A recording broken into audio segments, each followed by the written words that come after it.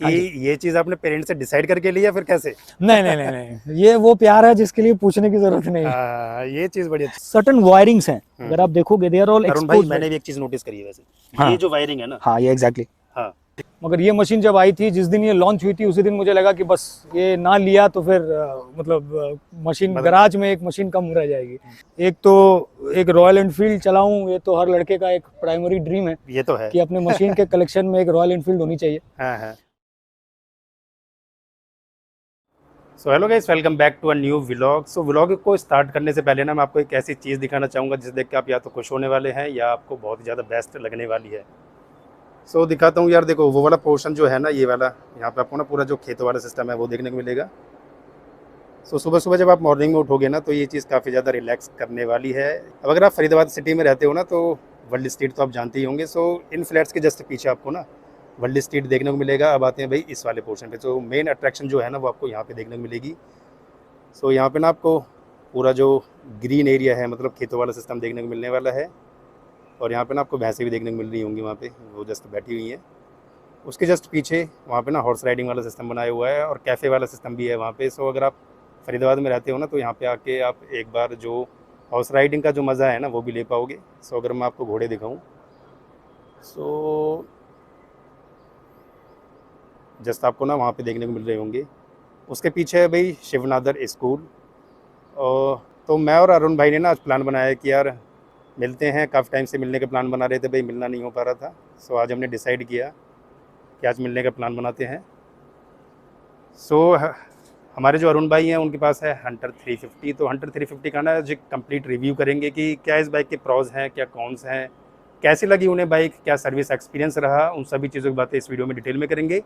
सो अगर बात करूँ मैं हंटर 350 की, तो अगस्त 2022 में रॉयल एनफील्ड ने उस बाइक को लॉन्च किया और काफ़ी ज़्यादा अच्छा रिस्पांस देखने को मिला। अगस्त 2022 से अब तक इस बाइक की जो सेल है ना वो 1 लाख के करीब, मतलब 1 लाख का जो माइलस्टोन है वो हंटर 350 ने अचीव कर लिया है। सो बाइक काफ़ी ज़्यादा अच्छी लगती है देखने में। सो हंटर 350 का आज कंप्लीट रिव्यू करेंगे कि बाइक की क्या सर्विस कॉस्ट रही, क्या कैसा एक्सपीरियंस रहा अरुण भाई का। सो चलते हैं भाई लोकेशन पे। तो लोकेशन में दिखाऊँ तो जस्ट हम उस साइड में मिलने वाले हैं जो शिवनादर स्कूल है, वहाँ पे एक आपको ना रोड देखने को मिलेगी। सो जस्ट हमने वहीं पे ही मिलने का प्लान बनाया है। सो भाई आज हमारे साथ हैं अरुण भाई। अरुण भाई क्या हाल है? हेलो, एकदम बढ़िया। आप कैसे हो? बस बढ़िया। अरुण भाई, हंटर 350 के बारे में क्या कहना चाहोगे? The best of the start machine. करें अगर प्राइसिंग की अगर बात करूँ, सो आपने हंटर 350 ही क्यों परचेज की? दो रीज़न है। एक तो एक रॉयल एनफील्ड चलाऊं, ये तो हर लड़के का एक प्राइमरी ड्रीम है। ये तो है कि अपने मशीन के कलेक्शन में एक रॉयल एनफील्ड होनी चाहिए। हाँ हाँ। तो इसके बड़े दिन से इंतज़ार था। तो जो मेजरली रॉयल एनफील्ड की बाइक आती है जो हाँ, हम हाँ। ले सकते हैं, आप समझ ही रहे हैं, कुछ वेट इश्यूज हो ही जाते हैं बाइक्स में, मैन्यूवरिंग इश्यूज होते हैं, ड्राइविंग इश्यूज होते हैं। तो क्लासिक्स जो आती है वो they are too much heavy for people like us to drive. मगर ये मशीन जब आई थी, जिस दिन ये लॉन्च हुई थी उसी दिन मुझे लगा कि बस ये ना लिया तो फिर मशीन गराज में एक मशीन कम रह जाएगी। Of course. तो this was a very beautiful machine and I fell in love with it, तो इसीलिए इसको लिया। प्राइस की बात करूं तो प्राइस सो मतलब हंटर 350 ही क्यों, मतलब अगर बात करें कंपैरिजन की, मैंने इस रेंज में आपको होंडा की हाइनेस मिल जाती है, CB 350 मिल जाती हाँ, है। लेकिन वो कहते हैं ना कि मशीन्स की क्लास अपार्ट होती है। अच्छा। जब आप रोड पे रॉयल एनफील्ड देखते हैं, ये मेरी पर्सनल चॉइस है हाँ हाँ। कि जब आप रोड पे रॉयल एनफील्ड देखते हैं तो ऐसा लगता है कि हाँ, अगर इस मशीन के वो लिए रॉयल वाली फीलिंग जो है, वो रॉयल वाली फीलिंग जो देती है, तो वो चीज़ इसमें है। और ये मेरा पर्सनल ओपिनियन है कि मैं जब इसको बाकी मशीन्स के साथ कंपेयर करता हूँ, वो ड्राइविंग फील, वो थ्रिल जो है, वो किक जो है, वो रॉयल एनफील्ड ही देती है। And it is a brand of its own kind. कुछ चीज़ों का कभी कंपैरिजन नहीं है। तो इस मामले में इस चीज़ की कोई कंपैरिजन नहीं है। And even I have drove equivalent bikes of my friends. मैंने होंडा की भी चलाई है जो नहीं आई है। ठीक है। एवरीथिंग इज़ फाइन, बट कहीं ना कहीं वो चीज़ एक मिसिंग होती है। शायद वो मेरी पर्सनल टच है इस मशीन के साथ, या ये कह लो कि बचपन से उठते हुए हम लोगों ने ये चीज़ देखी है, रॉयल एनफील्ड की बुलेट्स हमने देखी है। ये तो है, मतलब बचपन से ही हम ना रॉयल एनफील्ड की जो लेगेसी है ना वो देखते हैं। लेगेसी है, कुछ मशीन्स ऐसी होती है जिनके साथ आप जुड़े होते हैं, लेगेसी जुड़ी होती है, लेगेसी जुड़ी होती है। ये मशीन की लेगेसी कभी कमी मतलब नहीं जो है। हमारे, आप कह सकते हो ग्रैंडफादर हो गए या फिर हमारे पापा हो गए, हाँ, हमने जनरेशन से इस बुलेट को जनरेशन आते से। देखा है। तो एंड दिस हैज, इसकी वैल्यू मार्केट में कभी कम नहीं होगी। तो वही बात है। और दो पंक्तियां हैं मुझे याद आ रही हैं अभी, अचानक याद आ गई। अच्छा। तर्क वितर्क की बहुत बातें हैं कि वो अच्छी है, ये बुरी है। तो एक नहीं, मेरा कॉन्सेप्ट तो ये है कि आपने जो चीज़ ले ली ना वो आपके लिए बेस्ट है। हाँ एब्सोल्युटली, हाँ। If you are enjoying it, अगर आपकी मशीन आप खुद एंजॉय कर रहे हैं हाँ, तो हाँ। फिर दूसरों को जानने की जरूरत नहीं। हम्म, लेकिन on A holistic approach, on A overall theory अगर मैं बात करूं, मैं भी लोगों को बोलता हूं कि अगर ऐसी मशीन मत लो जो घर के नीचे खड़ी होकर धूल फांके। मुझे बुरी लगती है। आप मशीन्स लेते हैं और वो घर में नीचे पड़ी हुई है, 5 दिन आपने चलाई, फिर चलाई ही नहीं। इसका मतलब कोई तो रीजन होगी आप चलाने में उसको असमर्थ हो, या तो वो आपको टू हेवी लग रही है, या आपके पॉकेट फ्रेंडली नहीं है, या मैन्यूवरिंग अच्छी नहीं है, या पार्किंग में दिक्कत आ रही है। रीजन यही होते हैं, क्योंकि अगर वो आपकी पॉकेट फ्रेंडली है, अगर चलाने में आसान है, तो आप हर दिन उसी को ही चलाओगे।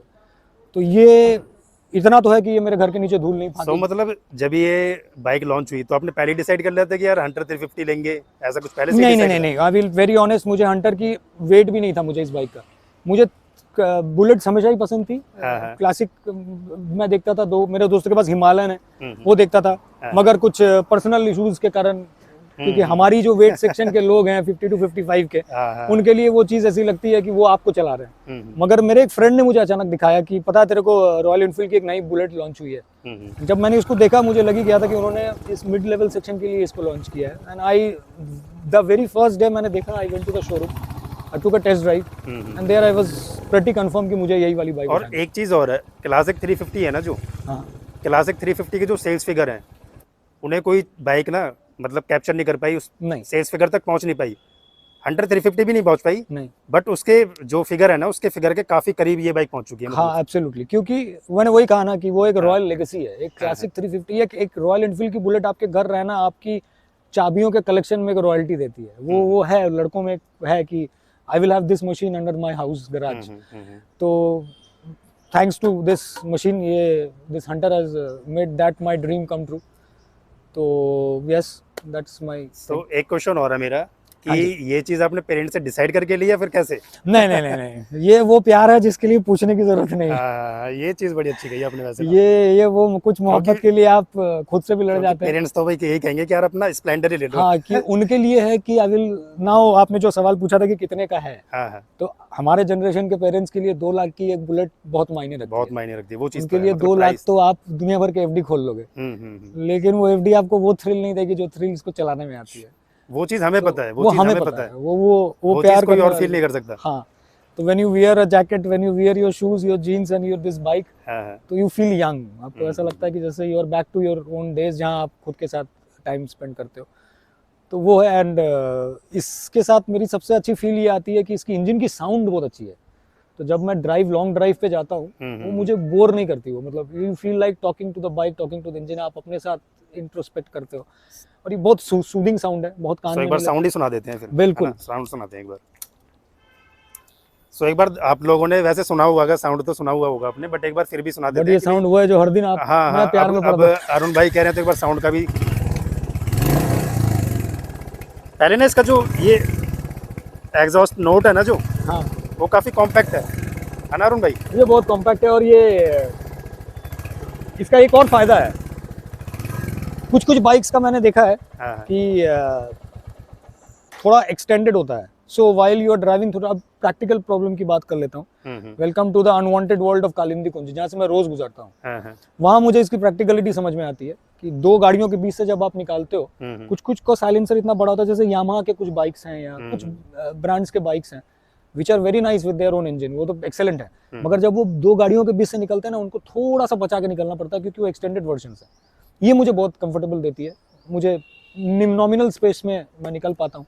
सो अरुण भाई, सबसे ज्यादा अच्छी चीज मतलब क्या कहना चाहोगे हंटर 350 के बारे में? कि मतलब यार ये चीज ना मतलब सबसे अच्छी लगी मुझे हंटर 350 में, तो इसकी बैलेंसिंग, इसकी बैलेंस अनबिलीवेबल बैलेंस है। वैसे बुलेट्स की बैलेंस बहुत अच्छी होती है, मगर बुलेट के बारे में एक मिथ है, एक लोगों का एक धारणा है कि बुलेट चलाने के लिए आपको अच्छी वजन की जरूरत है। अब देखना, बुलेट जनरली अच्छे वजनदार लोगों पे ही सूट करती थी, हम भी कहते थे। ये मिथ था पहले, ये मिथ था। ये मिथ इस गाड़ी ने तोड़ दिया है। मेरे जैसे वजन वाला बंदा भी इस बुलेट को एक हीरो होंडा की बाइक की तरह नचा सकता है।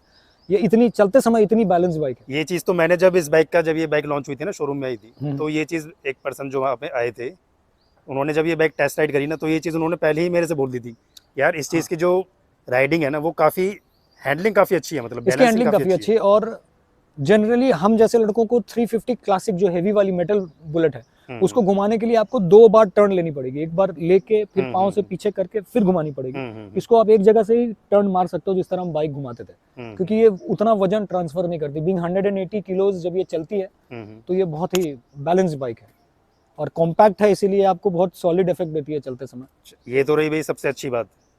हाँ। अब हर चीज का ना एक अच्छा पहलू भी रहता है और एक बेकार पहलू भी रहता है ना।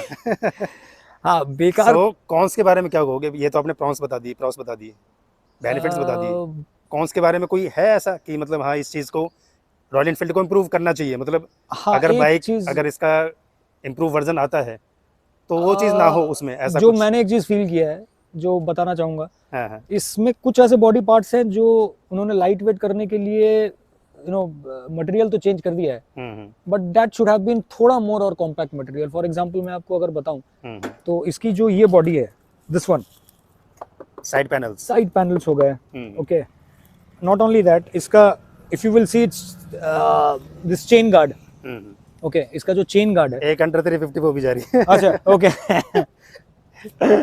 इसका जो मतलब चेन गार्ड है, हाँ हाँ। और ऊपर से इसकी जो सर्टेन वायरिंग्स हैं, अगर आप देखोगे दे आर ऑल अरुण भाई एक्सपोज्ड। मैंने भी एक चीज नोटिस करी है वैसे, हाँ। ये जो वायरिंग है ना, हाँ, ये एग्जैक्टली, हाँ ये कुछ सर्टेन वायरिंग से विच आर एक्सपोज। तो होगा क्या, ऐसा मुझे लगता है कि वाइल यू आर, अगर बाई चांस खुदा ना खास्ता कभी ऐसा हुआ कि बाइक डैमेज हुई है, माइन्यूट ऑफ गिरी क्या कुछ भी हुई, तो these are very prone to get damaged, and these what I feel are the main wirings. ये आपकी बाइक्स की मेन वायरिंग्स है, तो आप उसको फिर मैन्यूवर नहीं कर पाओगे, फिर चला नहीं पाओगे टू द नियरेस्ट स्टेशन। तो इनकी कवर होना बहुत जरूरी है। तो अगर नेक्स्ट टाइम आए तो मुझे ऐसा लगता है कि ये चीज इंप्रूव होनी चाहिए ना? ये चीज उनकी इंप्रूव होनी चाहिए। बाकी रेस्ट इज सो अरुण भाई कितनी चला दी मतलब आपने ये बाइक? मैंने ये चला ली है तकरीबन 5,500 किलोमीटर 5,500 चला ली किलोमीटर है। करीब। एक बार ना ओडोमीटर्स में भी देख लेते हैं। बिल्कुल, एक ही इसका ओडोमीटर भी है जो I always been love with, तो ये मैं माइलेज चेक करने के लिए ट्रिप सेट करते रहता हूँ अपना। चलो माइलेज की बात हो रही है तो अरुण भाई माइलेज, हाँ ये चल गई आपकी 5,500 किलोमीटर के राउंड चल चुकी है वैसे ना? हाँ जी। सो अरुण भाई माइलेज क्या दे रही है? मतलब लोगों का ना ये रहता है कि यार रॉयल एनफील्ड की बाइक है तो काफी कम माइलेज हाँ निकालेगी। माइलेज ये मुझे अराउंड 30 दे रही है, अराउंड 30 या 28 to 30 ये देती है। हाँ, हाँ। मेरी लास्ट जो मैंने कैलकुलेट की है वो with 7 litres I have drove near about 205 to 210 kilometres. तो और ये जो माइलेज बता रहे हैं ना अरुण भाई, ये भाई सिटी के माइलेज है। ये सिटी, आई एम City की डेली, mileage है। I am a daily Faridabad Noida rider, तो ये उसकी माइलेज है। सो हाईवे पे क्या कहना चाहोगे, मतलब हाईवे पे कितने के राउंड निकाल देगी? हाईवे पे ऐसा है, मैं जब केदारनाथ की ट्रिप मारा था तो हाईवे पे तक, क्योंकि तब वो बहुत नई थी, हाँ, हाँ। तो मेरे कैलकुलेशन के हिसाब से तब वो कुछ 28-29 दे रही थी। 28 अगर उस टाइम मैंने सेकंड सर्विस करवा ली होती, अगर हाँ, हो चुकी होती, तो it must have gone to 33-34, no doubt.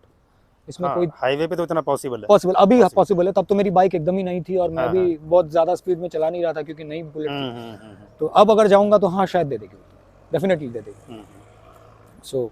सो अरुण भाई सर्विसेज कितनी हो चुकी है? सर्विस इसकी मैंने 2 ही करवाई थी, पहली 500 पे थी, ठीक है। दूसरी 5,000 पे थी। अभी तो हाल फिलहाल सर्विस कॉस्ट क्या रही है? सर्विस कॉस्ट ऐसे तो बहुत नॉमिनली रही, अभी तो मेरी फ्री सर्विस की वही चल रही है।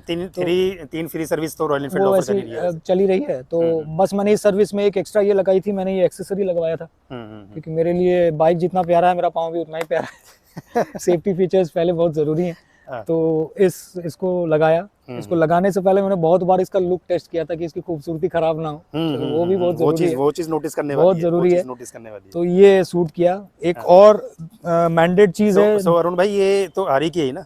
ये आरी की है, Genuine accessory है ना? ये you can see the logo है, यहाँ पे ये लोगो आरी की है। आरी की ये चीज मुझे बहुत अच्छी लगती है, they are very specific about their branding. आरी की हर एक चीज में आप देखोगे आरी अपनी लोगो मान जरूर देती है। एंड आई वेरी मच से, मैं आपके व्यूअर्स को भी बोलना चाहूंगा, अगर ऐसी बाइक लिए हो, अगर पैसा खर्च किया है, तो इसके एक्सेसरीज पे लोकल पे मत एक्सेसरीज भी जेन्युइन ही उसको वो चीज दो जो उस पे ही सूट करती है, वरना मत लगाओ, कोई बात नहीं, वेट फॉर 2 months 3 months पैसे बचा लो, लेकिन लगाओ वही जो इसको सूट करती है, क्योंकि किसी और के साथ किसी और का कोई भी जो टू व्हीलर मैन्युफैक्चरर है ना, वो अगर कोई बाइक निकाल रहा है तो जो उसमें एक्सेसरीज है ना उसी के अकॉर्डिंग वो डिजाइन होती है, वो डिजाइन होती है, क्योंकि जो होती है ना वो तब मुझे समझ में आई जब ये वो लगा रहा था। उसके पास सारे होल्स पहले से ही सेट है। उसने इसके कैप खोले, कैप मुझे दे दिए, रबर कैप्स थे उसने दे दिए। मुझे ऐसा लगा कि हाँ बस ये लगा के ही आए थे, बस उनको था कि आप। और दूसरी बात ये, हम बाइक लवर है, हाँ, तो हमें ये नहीं चाहेंगे कि यार कहीं पे ना बाइक में स्क्रैच आए या फिर एब्सोल्युटली इंस्टॉलिंग के टाइम पे कुछ ऐसा इशू आए। हाँ। हाँ। तो और मैं जनरली मेरी गाड़ी भी मैं उस शोरूम से ही हमेशा करवाया हूँ, मेरी जो कार है that is also my first love. तो इसको भी मैं कभी बाहर दिखाता ही नहीं हूँ, कभी ऐसा लगता है कि कुछ इशू है तो मैं सीधा शोरूम जाता हूँ रॉयल एनफील्ड के। अरुण भाई सर्विस कॉस्ट बताना भूल गए हम। सर्विस कॉस्ट मेरे को पड़ी थी तकरीबन, इसको एक्सेसरी मेरी 3300 की पड़ी थी, हाँ, हाँ। और मेरी वो पड़ी है, मेरी 2 सर्विस मिला के कुछ 1200-1300 रुपए ही पड़ी है। 2 सर्विस। हाँ, फर्स्ट सर्विस में तो कोई चार्जेस होंगे ही नहीं ऐसा लेबर कोई चार्जेस तो था होते नहीं, नहीं है। ऐसा कोई चार्जेस था नहीं। तो फ्री सर्विसेज में कोई आपको लेबर चार्जेस नहीं तो है नहीं वो तो पे ऐसा करने ही नहीं कुछ होते। ऐसा कुछ नहीं।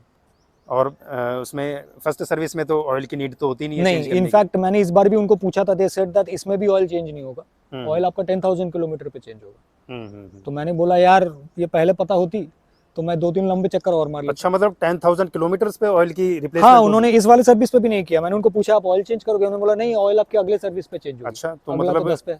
मतलब लुब्रिकेंट की भी जो लाइफ है वो काफी अच्छी प्रोवाइड Yes. करा रही है इसमें ना, So, लुब्रिकेंट जो है। रॉयल एनफील्ड इस मामले में तो they are hmm. Managing its brand, तो दैट इज सो एब्सोल्युटली अगर मैं रिव्यू की बात करूं तो यहाँ पे ना फ्रंट में आपको जो हेडलैम्प सेक्शन है वो आपको हेलोजन ही यहाँ पे रॉयल एनफील्ड प्रोवाइड करा रही है। साइड इंडिकेटर्स ना आप इसमें इंस्टॉल करा सकते हो, आपको एलईडी साइड इंडिकेटर्स का भी यहाँ पे ऑप्शन मिल जाता है, बट उसके लिए ना आपको एक्स्ट्रा पे करना पड़ेगा। बाकी एब्सोल्युटली। बाकी जो आपका लेग गार्ड है ना, लेग गार्ड की क्या कॉस्टिंग बताई अरुण भाई? ये पड़ी मेरे को 3400। 3400। या एक चीज और मिस हो गई मेरे से, मिस क्या हो गई, उनके पास स्टॉक में नहीं था। इसका जो इंजन गार्ड है ये सामने का, हाँ, एक कवर पैनल आती है, हाँ, प्रॉब्लम ये हुई कि वो कवर पैनल सिल्वर कलर की थी। जैसा मैंने बोला इसकी खूबसूरती पे तो हाँ, सिल्वर अलग ही दिखती, अलग दिखता है, तो वो ब्लैक अभी आया वो नहीं है। हाईलाइट होता है ना अलग हाँ, से। वो अलग से दिखता है, तो पूरी हाँ। बाइक छोड़ के नजर वहीं जाएगी, वो इतना चमकता है। क्योंकि वो चीज़ ना, ये जो नीचे वाला पोर्शन है ना, इंजन हो गया आपका, एग्जॉस्ट नोट हो गया, हाँ, वो चीज़ है ब्लैक। क्योंकि मैं जनरली मैंने ऐसा नोटिस किया है कि जब मैं गाड़ी चलाता हूँ, हाँ, कभी अगर पथरीले इलाकों से जब गुजरता हूँ हम्म। तो पत्थर के कंकड़ ना यहाँ हिट करते हैं। वो चीज़ बहुत जरूरी है। हाँ, जो वो आवाज breastplate आती ना, है। जो हाँ, इंजन गार्ड है वो मैं आपको रिकमेंड करूंगा कि आप इंस्टॉल करा लो उसमें। मैं करवा ही लूंगा। तो मैंने अगर उनको आप trip के लिए जा एडवांस रहे हो। मैंने उनको बोल रखा है, हाँ, तो उन्होंने एडवांस में पेमेंट नहीं ली थी, दे हैव देयर प्रोटोकॉल्स। हम्म, उन्होंने बोला नहीं नहीं आ जाएगा तो हम आपको इन्फॉर्म कर देंगे सर। तो वंस इट इज देयर तो फिर मैं इसको लगाऊंगा ही। तो हाँ, वो ये चीज़ तो मेरे लिए इंजन के लिए बहुत काफ़ी महंगा ज़रूरी है वैसे ना। हाँ, और बाकी लुक वाइज तो यार बाइक ना काफ़ी ज़्यादा कॉम्पैक्ट है। लुक वाइज तो मतलब कॉम्पैक्ट अगर है, आप और इसके रियर साइड से भी जाओगे ना यस तो एग्जैक्टली, इसके लुक के लिए ना आप पागल हो जाओगे। क्योंकि मैं हमेशा बोलता हूँ कि एक मैन्युफैक्चरर, एक डिजाइनर के लिए गाड़ी आगे से कैसे दिख रही है जरूरी उतना नहीं है जितना गाड़ी पीछे से कैसे दिखती है, क्योंकि डिजाइनर्स पीछे वाले पोर्शन पे डिजाइन करना भूल जाते हैं, अच्छा। जनरली भूल जाते हैं। हाँ, हाँ। यही चीज आप देखोगे जब आप ब्रांड्स पे जाओगे, when you will go for Audi, BMW, Volvo, इनकी गाड़ियां पीछे, रेंज रोवर, इनकी गाड़ियां पीछे से देखोगे तो लगेगा कि हाँ आगे के साथ उन्होंने काफी से भी वक्त अच्छा डिजाइन दिखाया है, किया क्योंकि जब एक नजर में गाड़ी आप आगे से पीछे निकल जाती है, हाँ, हाँ। वो कहते हैं ना अंत भला सो भला, वो आखिरी लुक जो गाड़ी की होती है ना वो आपके अंदर रह जाती है कि या इस बाइक में भी वही है, इसमें अब कोई एक चीज़ और है, देखो रॉयल एनफील्ड ने ना बाइक तो लेटेस्ट कर दी है, हम्म, बट ना क्लासिक लुक अभी भी नहीं छोड़ा उसने। नहीं, उन्होंने अपनी देखो एक क्लासिक लुक कैसे, देखो राउंड शेप की आपको लाइट मिलेगी, एग्जैक्टली और मिरर्स देख रहे हो ना आप, साइड हाँ, मिरर्स, वो भी भाई क्लासिक लुक को दिखाने के लिए ना यहाँ पे राउंड मिरर्स ही दिए हुए हैं। सो फ्रंट में आप हेडलैम्प सेक्शन और जो साइड इंडिकेटर्स है ना वो राउंड मिलते हैं, और रियर साइड में भी अगर जाओगे ना तो रियर साइड में भी आपको राउंड शेप की ही एलईडी लाइट, उनकी विंटेज वैल्यू को उन्होंने नहीं छोड़ा है। प्रोज की बात कर रहे थे, एक चीज और अच्छी है इसमें, it is due to its weight and balance. जब ये गड्ढों के ऊपर से जाती है, छोटे मोटे गड्ढे या बम्प या हम्प के ऊपर से जाती है, it doesn't gives any problem to it. आपको इतनी नॉर्मल फील लगेगी कि जैसे जरा सी सस्पेंशन की जो वो ब्यूटीफुल आवाज होती है, धक धक धक धक धक ऐसे निकली, जैसे बाकी बाइक्स में होती है, वो गड्ढों का हिस्ट्री तक बता देती है आपको, धड़ाम धड़ाम, वो नहीं देती है, बिकॉज इट्स हेवी, इसकी ड्राइव स्मूथ है और आप बैलेंस नहीं आउट करोगे। अच्छा अरुण भाई, एक चीज़ और है, यहाँ पे ना नाइट्रॉक सस्पेंशन नहीं दी, नॉर्मल सस्पेंशन है। हाँ, तो मतलब सस्पेंशन वाइज जैसा आपने बताया कि यार मुझे ऐसा इशू लगता नहीं है। नहीं मुझे नहीं लगा इशू। So- इवन मैं आपको बताऊं, मेरा एक फ्रेंड है हु इज नियर अबाउट 85 किलोस, उसको बैठा के मैं चलाया हूँ, दूसरे बाइक में उसको बैठा के मैं चलाऊं तो मेरी बाइक हिलती है, हाँ, मैं नहीं चला पाता हूँ, टू बी वेरी ऑनेस्ट। इसमें तो पहली बात मुझे कोई प्रॉब्लम नहीं होती, वो बैठता है तो ये और स्टेबल हो जाती है। सेकंड,